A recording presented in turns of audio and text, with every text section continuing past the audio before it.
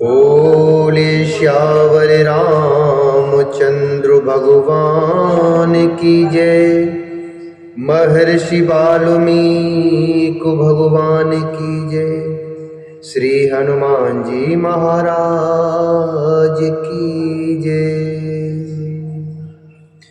श्रीमद् वाल्मीकि रामायण के अयोध्या कांड के 54वें सर्ग में आज हम प्रवेश करेंगे और जिसमें वर्णन है लक्ष्मण और सीता सहित श्री राम का प्रयाग में गंगा यमुना संगम के समीप भरद्वाज आश्रम में जाना, मुनि के द्वारा उनका अतिथि सत्कार, उन्हें चित्रकूट पर्वत पर ठहरने का आदेश तथा चित्रकूट की महत्ता एवं शोभा का वर्णन।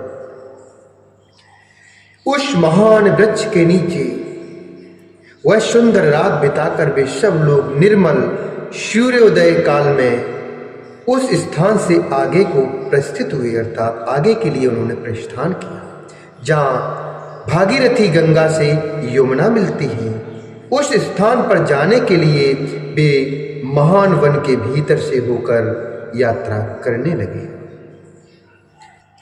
यत्र भागीरथीं गंगाम यमुना अभिप्रवर्तते जगमुस्तमुद्देश्यमुद्दिश्य विगाहय सुमहद्वनम् ते भूमि भागान विविधान देशांश्चापि मनोहरान अदृष्टपूर्वान् पश्यन्तस्तत्र तत्र यशस्विनः।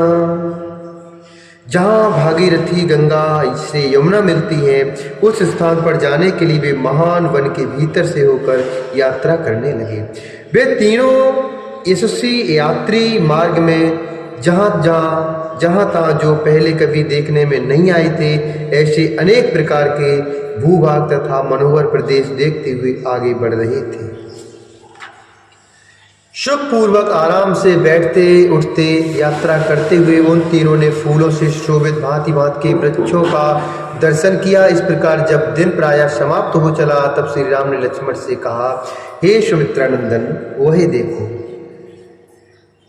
प्रयागं भीतः पश्य सौमित्रे धूममुत्तमम् अग्नेरुभगवतः केतुं मन्येष निहतो मुनिः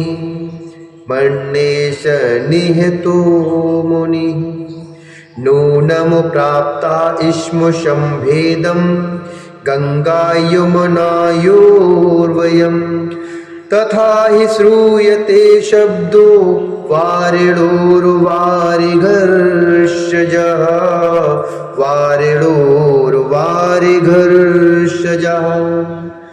भगवान राम ने कहा, हे सुमित्रानंदन, वही देखो प्रयाग के पास भगवान अग्निदेव की ध्वजारूप उत्तम धूम उठ रहा है। मालूम होता है मुनिवर भारद्वाज यही है। निश्चय ही हम लोग गंगा यमुना के संगम के पास आ पहुंचे हैं, क्योंकि दो नदियों के जलों के परस्पर टकराने से जो शब्द प्रकट होता है वही सुनाई दे रहा है।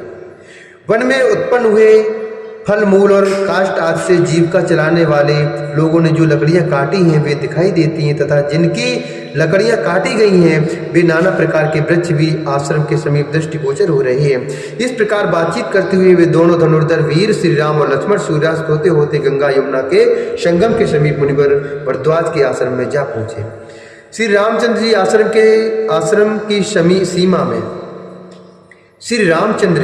आश्रम की सीमा में पहुंचकर अपने धनुर्धर वेश के द्वारा वहां के पशु पक्षियों को डराते हुए 2 ही घड़ी में तय करने योग्य मार्ग से चलकर भरद्वाज मुनि के समीप जा पहुंचे। आश्रम में पहुंचकर महर्षि के दर्शन की इच्छा वाले सीता सहित वे दोनों वीर कुछ दूर पर ही खड़े हो गए। दूर खड़े होकर महर्षि के शिष्य से अपने आगमन की सूचना दिलवाकर भीतर आने की अनुमति प्राप्त कर लेने के बाद पर्णशाला में प्रवेश करके उन्होंने तपस्या के प्रभाव से तीनों कालों की सारी बातें देखने की दिव्य दृष्टि प्राप्त कर लेने वाले एकाग्रचित्त तथा तीक्ष्ण वृद्धधारी महात्मा भरद्वाज ऋषि का दर्शन किया। जो अग्निहोत्र करके शिष्यों से घिरे हुए आसन पर विराजमान थे। महर्षि को देखते ही लक्ष्मण और सीता सहित महाभाग श्री राम ने हाथ जोड़कर उनके चरणों में प्रणाम किया। तत्पश्चात लक्ष्मण के बड़े भाई श्री रघुनाथ जी ने उनसे इस प्रकार अपना परिचय दिया। हे भगवान, हम दोनों राजा दशरथ के पुत्र हैं।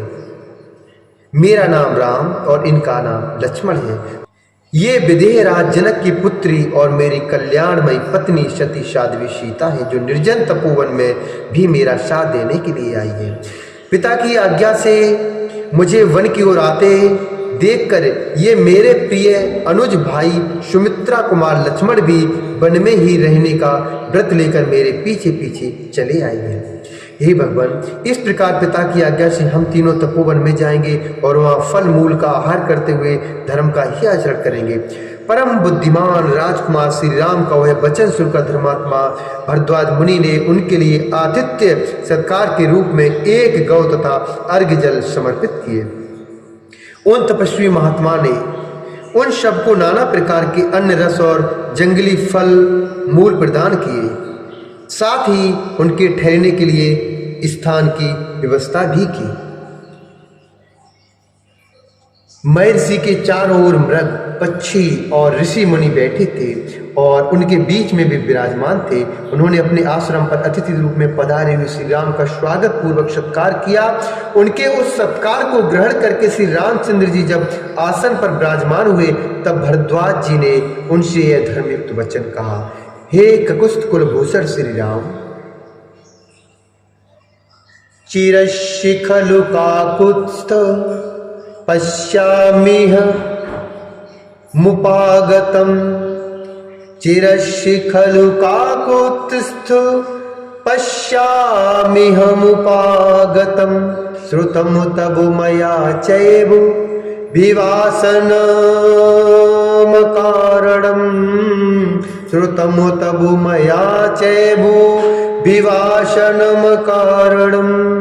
हे ककुस्थ कुलभूषण श्री राम, मैं इस आश्रम पर दीर्घकाल से तुम्हारे शुभागमन की प्रतीक्षा कर रहा हूँ। आज मेरा वह मनोरथ सफल हुआ। मैंने यह भी सुना है कि तुम्हें अकारण ही वनवास दे दिया गया है। गंगा और यमुना, इन दोनों महानदियों के संगम के पास यह स्थान बड़ा ही पवित्र और एकांत है। यहाँ की प्राकृतिक छटा भी मनोरम है, अतः तुम यहीं सुखपूर्वक निवास करो। भरद्वाज मुनि के ऐसा कहने पर समस्त प्राणियों के हित में तत्पर रहने वाले रघुनंदन श्री राम ने इन शुभ वचनों के द्वारा उन्हें उत्तर दिया। हे भगवान, मेरे नगर और जनपद के लोग यहाँ से बहुत निकट पड़ते हैं, अतः मैं समझता हूँ कि यहाँ मुझसे मिलना सुगम समझकर लोग इस आश्रम पर मुझे और सीता को देखने के लिए प्रायः आते जाते रहेंगे। इस कारण यहाँ निवास करना मुझे ठीक नहीं जान पड़ता। हे भगवान, किसी एकांत प्रदेश में आश्रम के योग्य उत्तम स्थान देखिए। एकांते पश्य भगवान नामाश्रम स्थानमुत्तमम रमते यत्र वैदेही सुकार्य जनकात्मजा। हे भगवान, किसी एकांत प्रदेश में आश्रम के योग्य उत्तम स्थान देखिए, सोचकर बताइए जहाँ सुख भोगने के योग्य विदेह राजकुमारी जानकी प्रसन्नता पूर्वक रह सके। श्री रामचंद्र जी का यह शुभ वचन को सुनकर महामुनि भरद्वाज ने उनके उक्त उद्देश्य की सिद्धि का बोध कराने वाली बात कही। हे तात, यहाँ से 10 कोस अर्थात अन्य व्याख्या के अनुसार 30 कोस। हे तात, यहाँ से 10 कोस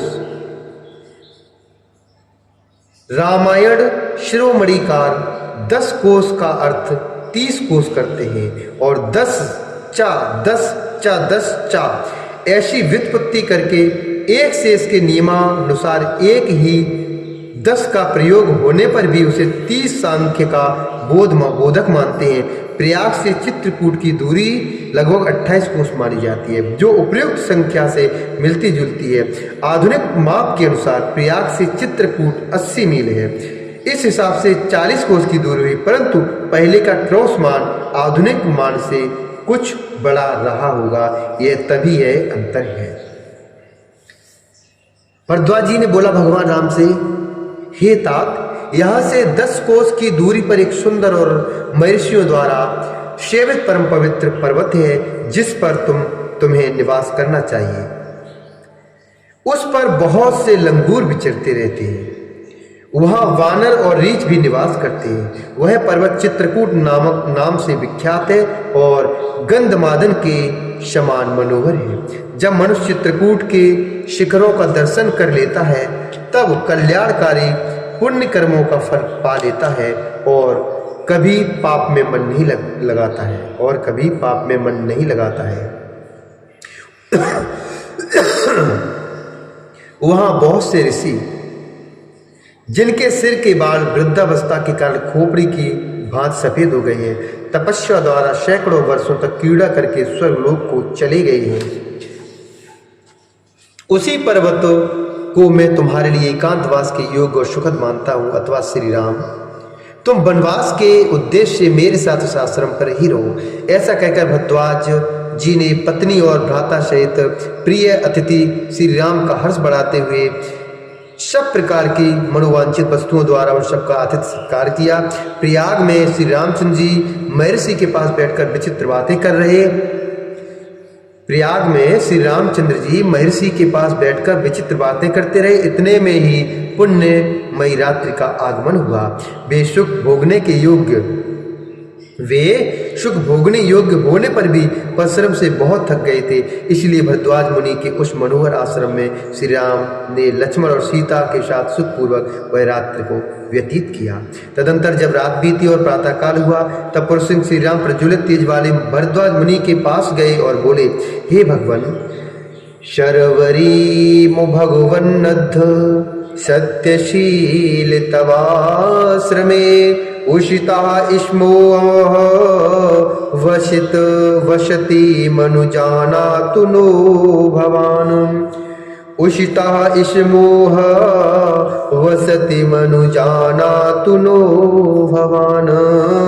वसते मनुजानातु नो भवान्। हे भगवान, आप स्वभावतः सत्य बोलने वाले हैं। आज हम लोगों ने आपके आश्रम में बड़े आराम से रात बिताई है। अब आप हमें आगे की गंतव्य स्थान पर जाने के लिए आज्ञा प्रदान करें। रात बीतने और सवेरा होने पर श्री राम के इस प्रकार पूछने पर भरद्वाज जी ने कहा, हे महाबली श्री राम, तुम मधुर फल मूल से संपन्न चित्रकूट पर्वत पर जाओ। मैं उसी को तुम्हारे लिए उपयुक्त निवास स्थान मानता हूँ। वह सुविख्यात चित्रकूट पर्वत नाना प्रकार के वृक्षों से हरा भरा है। वह बहुत से किन्नर और सर्प निवास करते हैं। मोरों के कलरवों से वह और भी रमणीय प्रतीत होता है। बहुत से गजराज उस पर्वत का सेवन करते हैं। तुम वहीं चले जाओ। वह पर्वत परम पवित्र, रमणीय तथा बहुसंख्यक फलमूलों से संपन्न है। वहाँ झुंड के झुंड हाथी और हिरण वन के भीतर विचरते रहते हैं। हे रघुनंदन राम, तुम उन सबको प्रत्यक्ष देखोगे। मंदाकिनी नदी, अनेक जलस्रोत, पर्वत शिखर, गुफा, कंदरा और झरने भी तुम्हारे देखने में आएंगे। वह पर्वत सीता के साथ विचरते हुए तुम्हारे मन को आनंद प्रदान करेंगे। हर्ष में भरे हुए टिट्टिव और कोकिलों के कलरवों द्वारा वह पर्वत यात्रियों का मनोरंजन सा करता है। वह परम सुखद एवं कल्याणकारी है। मदमत मृगों और बहुसंख्यक मत वाले हाथियों ने उसकी रमणीयता को और बढ़ा दिया है। तुम उसी पर्वत पर जाकर डेरा डालो और उसमें निवास करो। इत्यादि से श्रीमद् रामायण वाल्मीकि आदि काव्य अयोध्या कांडे चतुपंचाशा सर्ग। इस प्रकार श्री वाल्मीकि श्रवणात् काव्य अयोध्या कांड में 54वां सर्ग पूरा हुआ। बोल श्यावर रामचंद्र भगवान की जय। श्री हरि नारायण भगवान